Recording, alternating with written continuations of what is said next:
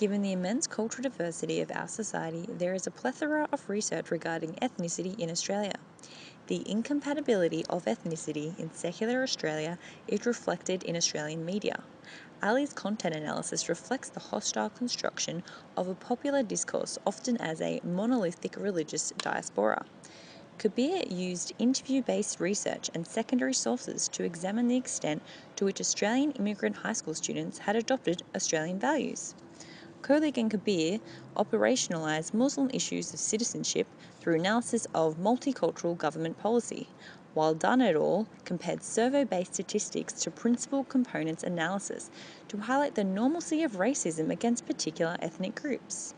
Muslim and Middle Eastern ethnicities are projected as outgroups, reflecting social constructivism in the normalisation of ethnicity within broad racial groups. Yet there is an imbalance of attention reflecting a strong ethnic stereotype in youth criminalisation discourse. The stereotypes of minority culture that dominate media portrayal of youth criminality shifts the focus from an individual problem to a group issue. Research needs to be longitudinal in order to track youth attitudes, experiences, opinions, and aspirations over time, while qualitative research methodologies need to be designed to better probe ethnic complexities. We aim to understand the dynamic relationship between complex ethnic identity and youth criminality. First and foremost, a new outlook of ethnicity in Australia, away from static, stereotyped and essentialist notions, is necessary, evident in the logic of multiculturalism. It is evident that the research is extremely outdated and limited on the topic of criminality within ethnic groups of Australia.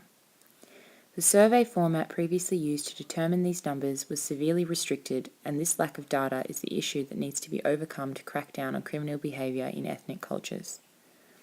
There needs to be a revival that is constructive to this newfound system that uses national surveys to collect data on ethnicities, geography, age, occupation, and other contributing social factors such as religious and cultural habits.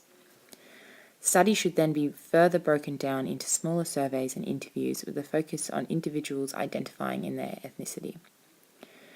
The research strategy that we propose is a large-scale census-style survey to formulate the current understanding of ethnicity in Australian youth. This would allow use to relate individual factors as well as bigger-scale issues involved in youth criminality.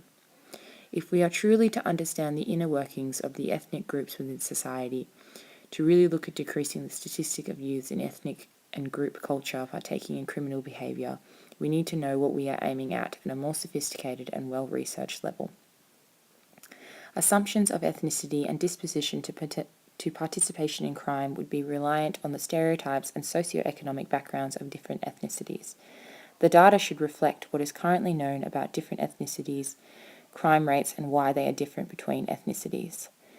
There are some limitations of the results. These include the perceived seriousness of the crime, repeat offenders, and measures implemented to decrease the level of youth crime reciprocating between age groups.